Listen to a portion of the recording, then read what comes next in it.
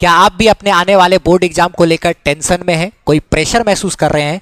तो आपको चिंता करने की जरूरत नहीं है, मैं आपके लिए हूं। आज मैं आपको इस वीडियो के माध्यम से बताने वाला हूं 5 बेहतरीन टिप्स जिसके मदद से आप अपने सपनों का स्कोर हासिल कर पाएंगे। चलिए वीडियो को हम लोग स्टार्ट करते हैं, समझते हैं वो 5 बेहतरीन टिप्स जो सीबीएसई वालों के लिए तो काम का है ही, बाकी किसी भी आप बोर्ड एग्जाम की तैयारी कर रहे हैं तो वो आपके लिए एकदम बिल्कुल बेस्ट होगा। चलिए वीडियो को स्टार्ट करते हैं, देखते हैं। सबसे पहला टिप आप समझिए कि बहुत सारे बच्चे लोग के साथ ऐसा होता है कि जब आप पढ़ने के लिए बैठते हो तो आपका पूरा ध्यान पढ़ाई पर नहीं होता है, बल्कि कुछ ना कुछ सोच आते रहता है आपके माइंड में। ठीक है, तो जैसे आप शाम के समय में बैठे, 7 बजे बैठे, 7 से 8 सोच रहे हो कि हम पढ़ाई करेंगे, ठीक है, लेकिन पढ़ाई करने के टाइम में क्या हो रहा है, थोड़ा सा डिस्ट्रैक्शन वगैरह भी हो जा रहा है, मोबाइल वोबाइल ये सब चीज़, ओवर थिंकिंग वगैरह भी हो जा रहा है, किसी चीज़ के बारे में आप सोचने लग गए। ठीक है, आपका फोकस अच्छे तरीके से नहीं बन पा रहा है। तो इन सब चीज़ों से आपको बचना है। अगर आप चाहते हैं कि ओवर थिंकिंग वगैरह से निकल जाए तो उसके लिए आपको सबसे पहले एक काम करना चाहिए कि आप जिस भी चीज़ के बारे में सोच रहे हैं तो आपको क्या करना है, एक डायरी रखना है। ठीक है, उसमें जिस भी चीज़ के बारे में आप सोच रहे हैं उसके बारे में लिख देना है कि ये चीज़ ऐसा है, ये चीज़ सही नहीं है, ये चीज़ गलत है, या ये चीज़ ऐसा ऐसा ऐसा ऐसा, बस उसके बाद आप रख दीजिए। यकीन मानिए ऐसा करने से आपका जो ओवर थिंकिंग का जो समस्या है वो बिल्कुल खत्म हो जाएगा। ठीक है, ओवर थिंकिंग से निजात पाने के लिए आपको राइटिंग स्किल आपके पास होना चाहिए। अगर आप राइटिंग वगैरह करते हो, उसको लिखते हो, जो भी चीज़ के बारे में आप सोच रहे हो उसके बारे में लिख दोगे तो आप उस सोच से बिल्कुल निकल जाओगे। अच्छा, जैसे आप एग्जाम टाइम में बैठते हो, आप कोई भी एग्जाम देने टाइम अगर स्कूल में या किसी भी समय एग्जाम टाइम में बैठते हो तो एग्जाम का जो टाइम होता है, ड्यूरेशन होता है 3 घंटे का अगर, या 2 घंटे का, तो उस दौरान आप कभी भी नोटिस किए होंगे कि आपको किसी और प्रकार का सोच वगैरह कभी नहीं आता है ना। पूरा का पूरा फोकस आपका एग्जाम के ऊपर ही होता है ना, कि क्या क्वेश्चन है नहीं है, उन सब चीज़ों के ऊपर रहता है, तो कोई और तरह का डिस्ट्रैक्शन होता नहीं है। तो बस उसी टाइम और उस समय एग्जामिनेशन हॉल में आपके पास कोई फ़ोन वगैरह कुछ होता नहीं है, एकदम बिल्कुल सब चीज़ से कनेक्शन कट रहता है। तो आप समझिए जिस टाइप का फोकस आपका एग्जामिनेशन हॉल में बैठते वक्त होता है, बैठे समय होता है, वैसे ही फोकस आपको बना करके रखना है अपने स्टडी टाइम में। जैसे मान लिया जाए 7 से 10 आप एक स्टडी टाइम फिक्स करते हो तो उस समय आपका फोकस उसी लेवल का होना चाहिए, एकदम बिल्कुल गेट वगैरह बंद करके, मोबाइल वगैरह साइड करके, एकदम बिल्कुल एक रिसोर्स से आप कोई चीज़ से पढ़ना का कोशिश कर रहे हो तो बस उसी से आपको पढ़ना है, पूरा फोकस करना है आपको, कोई डिस्टर्बेंस नहीं होना चाहिए उस वक्त। ठीक है, तो फोकस बहुत ज़रूरी होता है पढ़ाई के लिए। दूसरा बात, आपका टाइम टेबल एकदम बना होना चाहिए कि पर डे का आपका रूटीन क्या होगा, सवेरे से लेकर के सोने तक आपका किस समय आपको पढ़ना है, किस समय आपको इधर उधर समय बर्बाद करना है, वो सब चीज़ का एक टाइम टेबल होना चाहिए। जैसे मान लिया जाए आपने एक फिक्स कर लिया कि हम कभी भी, ऐसा होता है ना कि कोई लोग कि अपना दोस्त लोग से बातचीत कर रहे हैं, फ़ोन वोन पे बातचीत करने में या फिर शॉर्ट्स वगैरह देखने में समय बर्बाद कर रहे हैं, कोई वीडियो देखने में समय बर्बाद कर रहे हैं, तो आप एक टाइम फिक्स कर लीजिए कि हाँ भैया, हम शाम का जो है 5 से 6 ये एक वो समय है जिस समय में हमको पूरा का पूरा जितना समय बर्बाद करना है हम करेंगे, बस इसी 5 से 6 में। उसके अलावा और कभी कोई एक ऐसा समय नहीं होगा जिस समय हम अपना समय को बर्बाद करेंगे। तो आपको जितना अपना समय बर्बादी करना तो उसका एक टाइम फिक्स कर लिए, ये भी एक ज़रूरत का चीज़ है।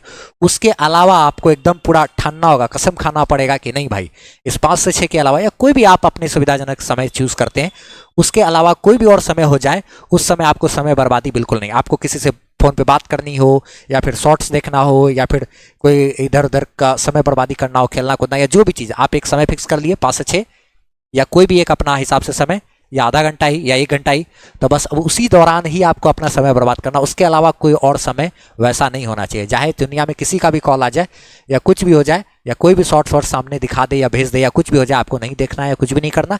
वो डिस्ट्रैक्शन का जो एक टाइम है वो आपका 1 घंटे का, वो अगर फिक्स है तो फिक्स है, उसके अलावा और कोई टाइम आपका डिस्ट्रैक्शन का टाइम नहीं होना चाहिए। उसी से तरह से सेम टू सेम जैसे आप 7 से 10 अगर आप फिक्स कर लेते हो कि हमको सेल्फ स्टडी का टाइम ये मेरे लिए फिक्स है, तो उस सेल्फ स्टडी वाले टाइम में आपके पास नहीं मोबाइल फ़ोन इधर उधर नहीं। आप हो सकता है फ़ोन से कुछ लोग पढ़ाई कर रहे हैं, तो पढ़ाई का मतलब पढ़ाई होना चाहिए, फोकस मोड ऑन करके उस पर से पढ़ाई कीजिए। ठीक है, कोई और चीज़ नहीं, कोई डिस्ट्रैक्शन नहीं। 7 से 10 अगर आप फिक्स कर लिए हैं कि हाँ भाई हमको पूरी तरीके से पढ़ना है, तो वो आपका पढ़ने का ही समय होना चाहिए बिल्कुल। ठीक है, उसमें कोई और प्रकार का डिस्ट्रैक्शन वगैरह होने का कोई भी संभावना पैदा होने मत दीजिएगा, ये बात ध्यान रखिए। और हल्का कुछ खा पी करके उसके बाद पढ़ने बैठिए, नहीं तो आपका क्या होगा कि भूख लग गया, अब उसके वजह से भी पढ़ाई नहीं कर पा रहे हैं, तो ये सब टाइप का भी दिक्कत से आपको बचना है। टाइम टेबल आपका परफेक्ट होना बहुत ज़रूरी होता है। और एक बात, आपको तैयारी कैसे करना है, तो आप एक काम कीजिए, जैसे मान लीजिए चैप्टर 1 है, साइंस का ही चैप्टर है या कोई भी एक चैप्टर 1 है, उसको कंप्लीट आप पढ़े। ठीक है। कंप्लीट पढ़ने के बाद उसका एनसीईआरटी का सारा एक्सरसाइज और एग्जाम्पल जो है टेक्स्ट क्वेश्चन वगैरह सब कुछ को आपको बना लेना है। उसके बाद आपको क्या करना है कि आप एक क्वेश्चन बैंक जरूर खरीद कर रखिए, यानी प्रीवियस ईयर का जो क्वेश्चन पेपर है PYQs उसको आप खरीद करके रख लीजिए। जैसे मान लीजिए CBSE वाले हैं, 12th में हो या 10th में हो, तो क्वेश्चन बैंक वगैरह आता है ना प्रीवियस ईयर क्वेश्चन पेपर, तो वो आपको खरीद करके अभी से रख लेना है, ठीक है। अब जैसे चैप्टर 1 को आप पूरा तरीके से पढ़ लिए, कंप्लीट हो गया आपका, जिस भी माध्यम से आप कोचिंग क्लासेस में पढ़ रहे हैं या फिर आप ऑनलाइन पढ़ रहे हैं, तो आपका जैसे चैप्टर 1 कंप्लीट हो गया, उसके बाद चैप्टर 1 के बाद सारा एनसीईआरटी एग्जाम्पल आपको बना लेना है, ठीक है। यूट्यूब पर ढेर सारा वीडियोस वगैरह अवेलेबल है, हमारा भी सॉल्यूशंस वगैरह अवेलेबल है। आप सारा एनसीईआरटी का सॉल्यूशन कर लिए, उसके बाद क्या करना है आपको, उस चैप्टर का जो प्रीवियस ईयर का क्वेश्चन पेपर है उसको, जैसे चैप्टर 1 है, चैप्टर 1 का जितना भी सवाल है पिछला 5 साल 6 साल का पूछा हुआ, उन सारा सवाल को क्या करना है आपको बना लेना है। उससे आपका कॉन्फिडेंस एकदम बिल्कुल तगड़ा हो जाएगा, उस एक चैप्टर पे आपका मजबूती एकदम ज्यादा बेहतर हो जाएगा, ठीक है। तो जैसे मान लीजिए 12th में ये कोई एक चैप्टर है, चैप्टर 1 कंप्लीट किया, चैप्टर 1 कंप्लीट किया तो उसका सारा एनसीईआरटी का एक्सरसाइज एग्जांपल बना लिए, उसके बाद उसका प्रीवियस ईयर का क्वेश्चन पेपर कर लिए। इतना भी कर लोगे ना आप तो बहुत अच्छा स्कोर कर जाओगे, ठीक है। चलिए, और हाँ एक बात कि जो PYQs वगैरह है, ठीक है, वो आप जैसे अगर आप खरीदना चाहते हो, ठीक है, तो उसका लिंक कमेंट सेक्शन में पिनअप कर दिए हैं, ठीक है। वहाँ से आप 10th वाले हो या 12th वाले हो तो वो प्रीवियस ईयर का क्वेश्चन पेपर अभी से आप खरीद लीजिए, वही अच्छा है जिसको हम पिनअप किए हैं, ठीक है। ध्यान से देखिए। फिर आगे बात करते हैं हम लोग टिप नंबर 4 कि जैसे अगर क्या क्या होता है ना कि कभी कभी आप मान लिया जाए कहीं स्कूल में जाते हो पढ़ाई करने के लिए या फिर किसी कोचिंग में आप जा रहे हो पढ़ाई करने के लिए, ठीक है। तो एक काम करना, उस वाले ऑफलाइन वाले बच्चों के लिए एक बात बता रहे हैं। तो जैसे आप मान लीजिए क्लास जा रहे हैं, जैसे कोई कोचिंग ही क्लास ही गए जाने वाले हैं और वहाँ पे आपको पहले से पता है कि नेक्स्ट डे जो है वो पढ़ाई होने वाला है इस टॉपिक के बारे में। मान लिया जाए कोई एक्स टॉपिक है, इस एक्स टॉपिक के बारे में हमको पढ़ाई करना है, ठीक है, बोर्ड एग्जाम में। मान लिया जाए कोई क्रिटिकल एंगल या टोटल इंटरनल रिफ्लेक्शन के बारे में, ठीक है, या लॉ ऑफ रिफ्लेक्शन ही है हमको पढ़ना है, ठीक है, लॉ ऑफ रिफ्रैक्शन है, ठीक है, यही हमको पढ़ना है, ठीक है, या जो भी पढ़ना है ये कल पढ़ाने वाले हैं सर, ये हमको मालूम है। अगर आपको नहीं मालूम तो आप सर से कम जाते समय पूछ लिया कीजिए कि सर कल क्या पढ़ाने वाले हैं, हर चीज़, ठीक है। उसके बाद आपको जब वो टॉपिक के बारे में मालूम है तो आप क्या कीजिए ना, कल पढ़ाई होने वाला है ना, तो आज आप पहले से ही चाहे बुक के माध्यम से या वीडियोस लेक्चर के माध्यम से या किसी भी माध्यम से आप घर में पहले पढ़ लीजिए, उसके बाद तब आप अगले दिन क्लास वगैरह जाया कीजिए। इससे क्या होगा कि आपका क्लास वगैरह में रुचि बढ़ेगा ना, क्लास में आपका इंटरेस्ट बढ़ेगा पढ़ाई में, ठीक है। तो आप काफ़ी ज़्यादा अच्छे तरीके से और समझने में भी ज़्यादा आपके लिए आसान हो जाएगा। फिर आपके मन में कोई भी प्रकार का सवाल वगैरह रहेगा, ठीक है, तो आप उसको क्लास में, जैसे वीडियो में भी देखिए, ये टॉपिक जैसे मान लीजिए कल पढ़ाने वाले हैं सर, आज आप देख लिए, उसके बाद अगले दिन क्लास गए, आपको मन में अगर इसमें कोई सवाल रह गया, वीडियो में देखें कोई सवाल मन में रह गया, अगले दिन आप क्लास में बैठिएगा तो उस समय सर जब पढ़ा रहे होंगे तो उसके बाद आप सर से डिस्कस कर सकते हैं, सवाल वगैरह पूछ सकते हैं, आपको हर चीज़ समझ में अच्छे तरीके से आएगा, आपका इंटरेस्ट पढ़ाई के प्रति ज़्यादा बढ़ेगा।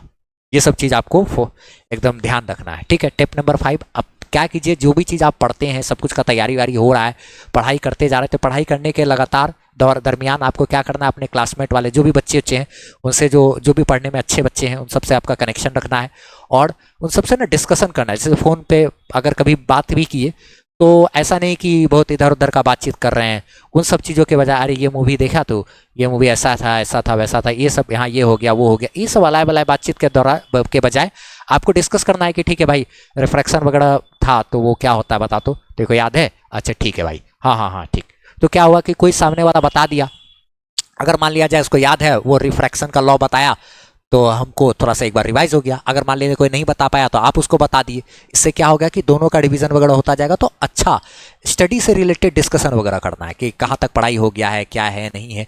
तो जब आप उसी माहौल में डूबने लगोगे ना तो वो चीज़ आपके दिमाग में हर चीज़ में एकदम रग रग में समा जाएगा वो पढ़ाई, ठीक है, और वो चीज़ ज़्यादा लंबे समय तक आपको याद भी रहेगा। ये 5 टिप्स है बहुत इंपॉर्टेंट, ठीक है। चलिए जाते जाते आपको एक और टिप्स भी दे देते हैं कि आप अपना जो है जैसे कि जब आप सोने जाते हो ना तो सोने से जस्ट पहले आपके आँख के सामने आपका मोबाइल फ़ोन नहीं बल्कि आपका कोई बुक कॉपी किताब ये होना चाहिए, ठीक है। जैसे मान लीजिए सोने वाले तो सोने से जस्ट पहले बेड पे आ गए तो आप थोड़ा बहुत हल्का हल्का कोई चीज़ देख ली कि हाँ ये चीज़ हम आज ये चीज़ पढ़े, क्या क्या काम आज हम किए हैं सारा चीज़, उसके बाद कल हमको क्या क्या चीज़ पढ़ना है सब चीज़ हल्का फुल्का देख लिए 5 मिनट भी, उसके बाद तब आप उसके बाद सोइए। यानी कि आपके आंख के सामने जो लास्ट चीज होना चाहिए वो आपका मोबाइल फोन नहीं, बल्कि आपका बुक, कॉपी, ये सब होना चाहिए। उसके बाद आप रख के सोचिए, सो जाइए। देखिएगा आपके सपने में भी वो सब टाइप का सोच वगैरह सब आएगा। और कोई चीज़ के बारे में अगर आप, जैसे आप तैयारी कर रहे हैं, कोई चीज़ अगर सोच आपके दिमाग में आता है ना, सपना वगैरह में भी, तो वो चीज़ के प्रति आपका पकड़ बहुत मजबूत होने लगता है। साइन थीटा, कॉस थीटा, इधर उधर ये सब चीज़ सपना में भी आने लगता है। अगर आप बहुत ज़्यादा तैयारी वारी करोगे, मेहनत कीजिएगा, तो उस सबसे क्या होता है ना कि और भी ज़्यादा मजबूत हो जाता है। ठीक है, चलिए कोई नहीं, उम्मीद करते हैं कि ये सभी टिप्स आपको ज़रूर काम देंगे और ये सभी यूज़फुल हैं। और आप बताइए कि इन सब में सबसे ज़्यादा इंपॉर्टेंट टिप्स आपको कौन सा लगा। ठीक है, कमेंट जरूर कीजिएगा। मिलते हैं हम लोग अगले वीडियो में। Bye bye, take care. आप हमारी वेबसाइट से फ्री पीडीएफ नोट्स ले सकते हो, टेस्ट सीरीज दे सकते हो और सारा एड फ्री वीडियो लेक्चर्स आप देख सकते हो। वो भी एकदम अरेंज किया हुआ आपको 11th 12th का फिजिक्स का सारा वीडियोस वगैरह मिल जाएगा। और कमेंट सेक्शन में पिन अप किया हुआ हमारा व्हाट्सएप चैनल का लिंक है, उसको आप फॉलो जरूर कर लीजिए ताकि हमसे आप बेहतरीन ढंग से जुड़